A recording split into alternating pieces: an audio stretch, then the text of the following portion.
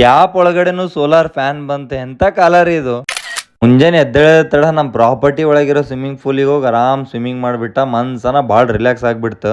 ನಿನ್ನೆ ಕೂರ್ಗೊಳಗಿಂದ ಎಲ್ಲಾ ಐಟ್ನರೀಸ್ ಮುಗಿಸ್ಕೊಂಡ್ಬಿಟ್ಟು ನಿನ್ನೆ ರಾತ್ರಿಗೆ ವಾಯ್ನಾಡ್ ಕಡೆ ಟ್ರಾವೆಲ್ ಮಾಡ್ದೆವು. ಈ ಸರ್ತಿ ನಮ್ ಜೊತೆಗೆ 22 ಜನ ಟ್ರಾವೆಲರ್ ಇದ್ರು. ಅರ್ಲಿ ಮಾರ್ನಿಂಗ್ ಹೋಟೆಲ್ ಎಲ್ಲ ಚೆಕ್ಔಟ್ ಮಾಡ್ಬಿಟ್ಟು ವಾಯ್ನಾಡಲ್ಲಿರೋ ಗ್ಲಾಸ್ ಬ್ರಿಡ್ಜ್ ನೋಡ್ಲಕ್ ನಮ್ ಟ್ರಾವೆಲರ್ಸ್ಗೆಲ್ಲ ಕೂಡ್ಸ್ಕೊಂಡು ಆಫ್ ರೋಡಿಂಗ್ ಮಾಡಿಸ್ಲತ್ತೀನಿ.